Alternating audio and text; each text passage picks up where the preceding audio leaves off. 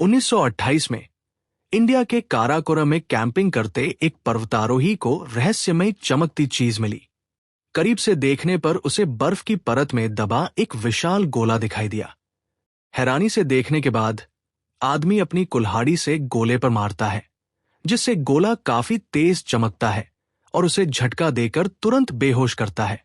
थोड़ी देर बाद होश आने पर वो चीज गायब थी, बस जिस्म पर अजीब निशान था। दशकों बाद 2008 में प्रिंसटन यूनिवर्सिटी की एस्ट्रोबायोलॉजिस्ट हेलेन सौतेले बेटे जैकब के पास घर वापस आई। अपने पिता की मौत के बाद लड़का गुमसुम है, पर हेलेन उस पर पूरी जान छिड़कती है। तभी हेलेन को अनजान कॉल पर चेतावनी मिलती है कि उसे ले जाने लोग आ गए। तुरंत पुलिस घर घेरती है और बिना वजह बताए FBI एजेंट उसे साथ चलने को बोलता है। हेलेन जैकब को अकेला छोड़ने से घबराती है, पर किस्मत से पड़ोसन आ जाती है और हेलेन लड़के को उसे सौंप देती है। FBI वाले हेलेन के सवालों को इग्नोर करके उसे वहां से ले गए। वे एयरफील्ड पहुंचते हैं, जहां हेलेन हेलीकॉप्टर में बैठती है, जिसमें न्यूक्लियर फिजिसिस्ट और सिविल इंजीनियर सहित कई फील्ड के साइंटिस्ट मौजूद थे। हेलेन की तरह इन एक्सपर्ट्स को बिना वजह बताए घर से उठाया। ग्रुप को न्यू जर्सी की लिनवुड मिलिट्री एकेडमी लाते हैं, जहां अफसर सबको अपने फोन सरेंडर करने का ऑर्डर देते हैं। हेलेन चुपके से फोन कपड़ों में छुपाती है और फिर पुराना दोस्त माइकल उसे एस्कॉर्ट करता है, जिसने कार्ल नामक मशहूर डॉक्टर के साथ पिछले काम की वजह से उसे खास प्रायोरिटी लिस्ट में रखा था। फिर माइकल साइंटिस्ट को इमरजेंसी ब्रीफ करते हुए बताता है कि अंतरिक्ष से अनजान चीज अजीब दिशा से धरती की तरफ आ रही है और जरूर टकराने वाली है। स्पीड इतनी ज्यादा है कि रोकना नामुमकिन है, इसलिए सरकार बाद के हालात संभालने के लिए टास्क फोर्स बना रही है। उनके पास बस 1 घंटे से कुछ ज्यादा वक्त है, वरना मैनहट्टन में टकराने से 80 लाख लोग मरेंगे। ब्रीफिंग के बाद हेलेन वॉशरूम में छुपकर जैकब को बेसमेंट में छुपने को बोलती है, हालांकि वो उसे ज्यादा डिटेल नहीं बताती है। एक फौजी बातें सुन लेता है, पर उसे पकड़ने की बजाय वो अपनी फैमिली को कॉल करने को फोन मांगता है। बाद में साइंटिस्ट को टक्कर वाली जगह पर लाते हैं, जहां वो टेंशन लेते हैं कि ऑब्जेक्ट अनजान है और सारे लॉन्च सिस्टम डिसेबल है। खौफ के मारे वो आखिरी सेकंड गिनते हुए हाथ पकड़ लेते हैं, पर किस्मत से वहां कुछ भी नहीं होता। फिर रोशनी का गोला सेंट्रल पार्क में उतरते दिखता है, जिससे वहां की पब्लिक बुरी तरह घबरा गई। साइंटिस्ट प्रोटेक्टिव सूट पहनकर हवा में इलेक्ट्रोमैग्नेटिक रुकावट महसूस करते हुए चमकते गोले के करीब जाते हैं। पुलिस और सेना हथियारों से इलाका घेरती है। तभी गोला तेज चमकता है और एक एलियन बाहर आता है। हेलेन उसके करीब जाती है, जो हाथ बढ़ाता है, पर जैसे ही हेलेन हाथ बढ़ाती है, एक फौजी गोली मारता है, जिससे एलियन बाहों में गिरा। अचानक रोशनी से निकला विशाल रोबोट अपनी पावर से सारी बिजली और मशीनें ठप करता है और कानों में चुभती अल्ट्रासोनिक आवाज से सबको बेबस करता है। दानव घायल एलियन की तरफ बढ़ता है, लेकिन एलियन अपने इशारे से उसे रोककर रोबोट को बंद करता है और बिजली लौटाता है। घायल एलियन को मिलिट्री लैब लाते हैं, पर डॉक्टर्स अनजान शरीर का इलाज समझने में कीमती वक्त गवा देते हैं। हेलेन गोली निकालने के लिए सर्जन बुलाने को कहती है, जो सक्सेसफुल रहता है। सर्जन देखकर हैरान रह जाता है कि एलियन का शरीर बिल्कुल इंसान जैसा है। वो देखता है कि शरीर से ग्रे स्किन उतर रही है और उसे पूरी तरह हटाने पर अंदर का शख्स इंसान दिखता है। एलियन को सेफ कैप्सूल में रखते हैं, जहां हेलेन उसे सपने देखते नोटिस करती है। फिर वो घबराकर जागता है। हेलेन प्यार से बात करके उसे सेफ फील कराती है और वो शांत होता है। वो बिल्कुल 1928 वाले पर्वतारोही के जैसा ही दिखता है। फिलहाल वो जवाब देने बजाय हेलेन की बातें ही दोहराता है। इधर दुनिया में हड़कंप है। स्टॉक मार्केट क्रैश होते हैं और न्यूयॉर्क खाली होने लगता है। हमले के डर से लोग शहर छोड़कर भागे। प्रेसिडेंट और वाइस प्रेसिडेंट छुपते हैं। वही डिफेंस सेक्रेटरी रेजिना को खबर मिलती है कि एलियंस ने स्पाई सैटेलाइट हैक करके सारे डिफेंस सीक्रेट्स चुराए। हालात बदतर होते हैं। दुनिया में और गोले उतरे। रेजिना रिपोर्ट लेने लैब जाती है। मास सैंपल बताते हैं कि एलियन में 3 एकदम अलग जीवों का DNA है। अंदर का हिस्सा इंसान का है, जबकि ग्रे शेल एक प्लेसेंटा जैसा प्रोटेक्टिव सूट है। लगता है एलियंस पहले इंसानी DNA लेने धरती पर आए थे। जिससे पर्वतारोही का निशान और एलियन का इंसानी रूप समझ आता है। टीम एलियन से मिलती है, जो अब फर्राटेदार इंग्लिश बोलकर पानी मांगता है। वो गिलास नहीं पकड़ पाता, बताता है कि नए शरीर में ढलने में वक्त लगेगा। रेजिना की पूछताछ के सारे सवाल वो इग्नोर मारता है। हेलेन उससे इंट्रोडक्शन मांगती है, तो वो खुद को कई सभ्यताओं के संगठन का नुमाइंदा क्लटू बताता है। वो वर्ल्ड लीडर से बात करने यूएन मीटिंग मांगता है, पर रेजिना उसे मना करती है। क्लटू के बिल्कुल कोऑपरेट ना करने पर रेजिना उसे ट्रुथ सीरम देकर किसी ज्यादा सेफ जगह शिफ्ट करने का ऑर्डर देती है। साइंटिस्ट कहते हैं कि क्लटू इतिहास की सबसे बड़ी खोज है और सीक्रेट सर्विस ट्रांसफर का विरोध करते हैं, पर रेजिना उसे नेशनल सिक्योरिटी के लिए खतरा मानती है। माइकल और रेजिना की तीखी बहस के बाद हेलेन खुद उसे सीरम देने का जिम्मा उठाती है। उसे शीशी मिलती है, पर फार्मेसी में वो छुपकर उसे सलाइन से बदल देती है। रेजिना क्लटू से शिफ्ट होने को कहती है और जब वो जाने को कहता है तो वो गैरकानूनी एंट्री और रोबोट हमले बोलकर उसे रोकती है। क्लटू समझाता है कि रोबोट सिर्फ वायलेंस पर रिएक्ट करता है, पर रेजिना हेलेन को इंजेक्शन लगाने बोलती है। हेलेन उसे सलाइन लगाती है और चुपके से भागने बोलती है। हेलेन तुरंत पकड़ी जाती है, जबकि लाई डिटेक्टर टेस्ट खातिर क्लटू को कुर्सी से बांधते हैं। गोलमोल जवाब देकर क्लटू अपनी पावर से मशीन रीप्रोग्राम करके एजेंट को करंट मारता है।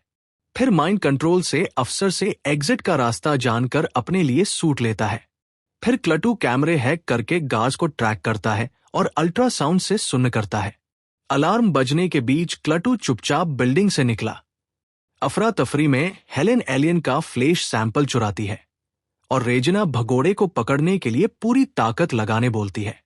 क्लटू ट्रेन स्टेशन पहुंचता है, जहां ट्रेनें कैंसिल होने की वजह से अफरा तफरी है। इंसानी भूख लगने पर वो अपनी पावर से मशीन से सैंडविच निकालता है, जिसे एक बच्चा हैरानी से देखता है। वो लोगों का गुस्सैल बर्ताव नोटिस करता है, पर जल्दी बीमार होकर वॉशरूम भागता है, जहां खून बहने से वो बेहोश होता है। हेलेन को स्टेशन से अनजान मरीज का फोन आता है और वो फौरन उसे वापस लाने वहां पहुंचती है। वो क्लटू को कार लाती है, जहां वो भड़के जैकब से मिला। क्लटू हेलेन से चुराया हुआ ग्रेट टिश्यू सैंपल मांगकर उससे अपना घाव एकदम ठीक कर लेता है। उधर मिलिट्री बायरोबोट से भिड़ती है, जो सेल्फ डिफेंस में एक्टिव होकर कुछ सेकंड में हथियार तबाह करता है। कार में वापस हेलेन क्लटू के बताए रास्ते पर गाड़ी चलाती है। जैकब एलियन से नफरत जताते हुए कहता है कि उसके पिता उनसे जरूर लड़ते। वो मंजिल पहुंचते हैं और जैकब के बिजी होने पर क्लटू हेलेन से फैमिली पूछता है। वो समझाती है जैकब के पिता मिलिट्री इंजीनियर थे और मां पैदाइश पर गुजरी। उसने पिता से शादी की, पर वो भी गुजर गए। वो फास्ट फूड रेस्टोरेंट जाकर मिस्टर वू से मिलते हैं, जो 70 साल पहले इंसानियत समझने आया एक एलियन ही था।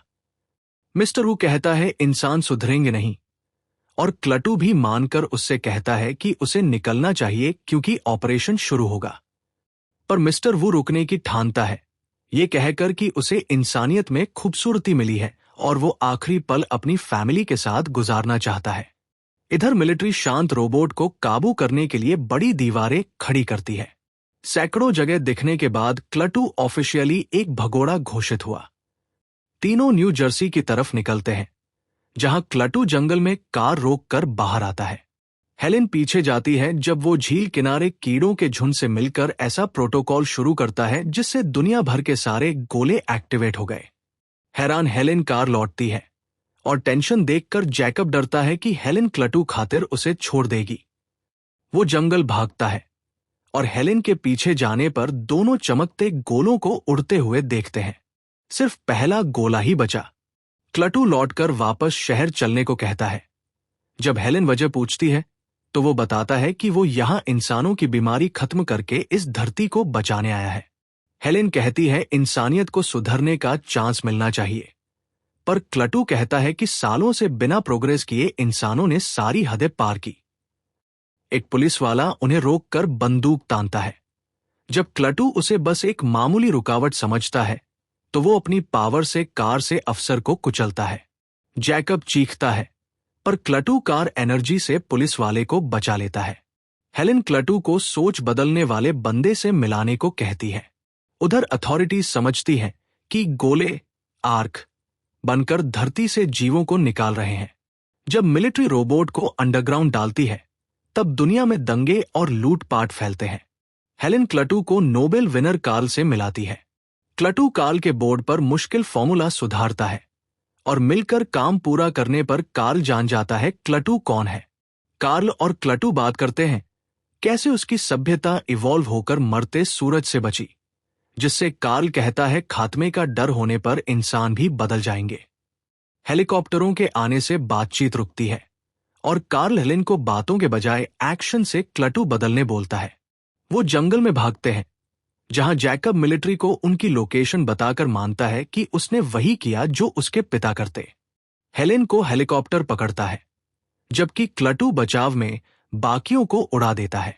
फिर वो जैकब को नदी में गिरने से बचाकर अपने साथ चलने को मना लेता है। हेलेन रेजिना से क्लटू संग बात की मिन्नत करके शुरुआत में रिजेक्ट हो गई। जमीन के नीचे मिलिट्री का बायरोबोट में ड्रिल का प्लान फेल होता है क्योंकि कीड़ों वाले नैनोरोबोट्स ड्रिल खाकर पूरा बेस तबाह करने लगते हैं। नैनोरोबोट्स ऐसा बादल बनाते हैं जो रास्ते की हर चीज निगलकर शहरों और स्टेडियम्स को धूल करता है। विरोध बेकार समझकर रेजिना हेलेन को क्लटू को ढूंढने छोड़ती है। जंगल में जैकब हेलेन को मिलने बुलाता है और मानता है वो अब क्लटू की मौत नहीं चाहता, जिससे क्लटू अपनी सोच बदलता है। पिता की कब्र पर लड़का क्लटू से उन्हें जिंदा करने की भीख मांगता है, पर क्लटू पुरानी लाश नहीं जगा सकता। हेलेन जैकब का मिलाप देखकर क्लटू को इंसानों की अच्छाई पर यकीन हुआ। क्लटू नैनोरोबोट्स को रोकने का वादा करता है। बादल के न्यूयॉर्क निगलते ही प्रेसिडेंट मिलिट्री एक्शन का ऑर्डर देते हैं, जिसे रेजिना टालना चाहती है। ग्रुप सेंट्रल पार्क पहुंचता है जहां से मिलिट्री पीछे हटी। एयरफोर्स की बमबारी कार पलटकर माइकल को मारती है, पर बाकी बचते हैं। नैनोरोबोट्स उनकी गाड़ी तबाह करते हैं, इसलिए क्लटू उन्हें गोले तक खींचता है। वो पुल नीचे छुपते हैं जबकि कीड़े हेलेन और जैकब को अंदर से खाते हैं। हेलेन जान की भीख मांगती है और क्लटू नैनोरोबोट्स अपने शरीर में खींचता है। जैकब के ठीक होने पर क्लटू मानता है कि खात्मे की कगार पर इंसान वाकई बदलते हैं। क्लटू गोले की तरफ जाकर उसे छूता है, जिससे वो खुद मिटकर नैनोरोबोट्स को खत्म करता है। कीड़े जमीन पर गिरते हैं, पर सारी मॉडर्न टेक्नोलॉजी बंद होने से दुनिया अंधेरे में डूबती है। ये इंसानियत के सर्वाइवल की कीमत थी। हेलेन और जैकब गोले को जाते देखते हैं, जो पीछे क्लटू का असर छोड़ता है। Please like and subscribe.